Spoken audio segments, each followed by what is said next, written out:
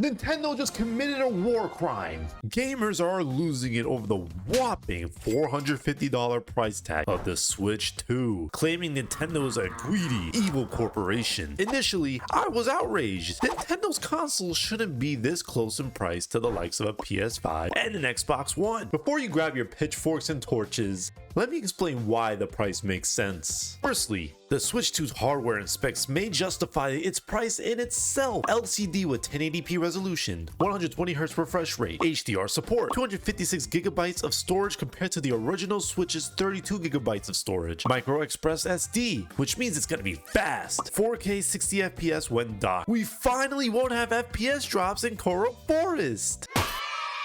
But wait, there's more. The Switch 2 isn't about better graphics, it's also packing some serious quality of life improvements that people have been begging for. Backwards compatibility, game chat, Joy-Cons get a new look with magnetic attachment and bigger in size. Hopefully they don't drift within the first week like the originals. Joy-Con as a mouse? Game share? With all of these upgrades from the bare bones version of the original Switch, I am not surprised by this price at all. With these specs and features, third-party support is going to expand even further and shows Nintendo is making big moves. But here's the thing, with great hardware comes great inflation. Let's rewind all the way back to 1996. The N64 launched at $200, which is about $400 today. The GameCube launched in 2001 for the same price, which equals to a little over $350 today. And the Wii U, which launched for $350 in 2012, which is $480 today. Now let's talk about the actual price of the games. People are freaking out over the likes of the new Donkey Kong and Mario Kart games costing between $70 and $80. Well, in 1996, Super Mario 64 still cost $60. Adjusted for inflation, that's $120 today. And let's be honest, Nintendo actually polishes and finishes their games. I'd rather spend $80 on a complete Nintendo experience than an $80 quadruple A Ubisoft title. At the end of the day, the price tag may seem high, but would you rather pay $300 for hardware that runs like a potato or something beefy for an extra $150? I know which one I would choose. Now let's hope Nintendo did plan for the $450 price tag, because this is where it gets really interesting. As of this week, Nintendo has halted pre-orders of the Switch 2 in the US due to rising concerns about tariffs. Now Trump has taken things too far. There are two scenarios for this situation, and the first one is the best case. Scenario 1 is the original $450 price tag may have accounted for the potential tariffs from overseas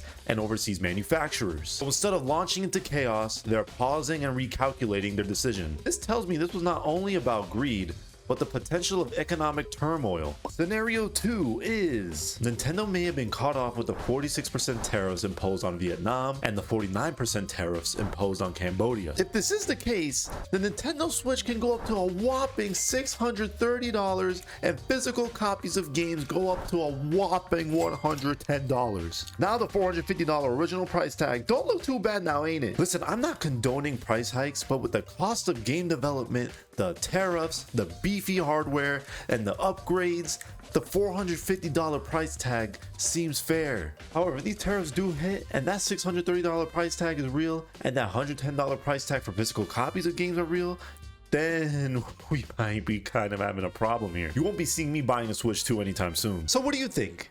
Do you think the $450 price tag is fair? Let me know down in the comments if you agree, if you disagree, if you want to kill me, whatever you want. Just drop a comment below. I'm curious to hear your takes. And if you enjoyed this little video, please like and subscribe, and I'll see you all in the next one.